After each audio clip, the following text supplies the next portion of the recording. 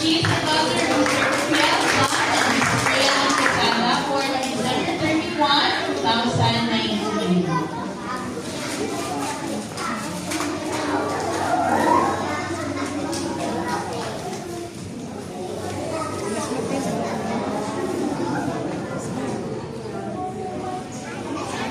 God uses Moses. Exodus chapter 3 to 4. God chose Moses to help save his people. God wanted Moses to speak to Pharaoh and tell him to let the Israelites go free. But Moses did not feel ready. He told God that he was not good at speaking and that he often struggled with his words. Moses felt weak and thought he was the wrong person for the job. God gently reminded Moses that he is the one who gives people their abilities. God promised to be with Moses and help him speak. God even sent Moses' brother Aaron to help him.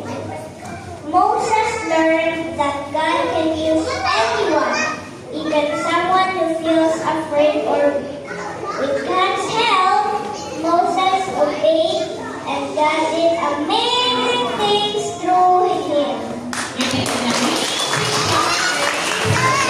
Now let's continue the story of Moses when they crossed Yay, the good Red friends, Kathy. Sea. We have Crossing the Red Sea by Gia Roxy Esperanza, son of Mr. Nero and Ms. Esperanza, born on September 23, 2020. The story of God helped the Israelites with Egypt, but Moses told the Egyptians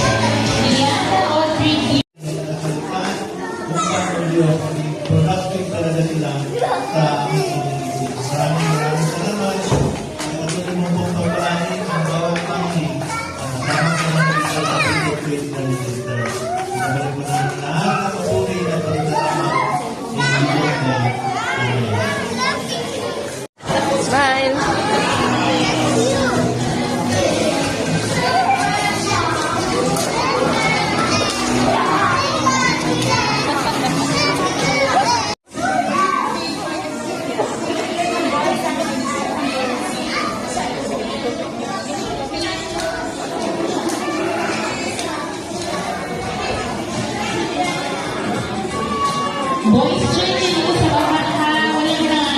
Wave, wave, wave, wave, wave, wave.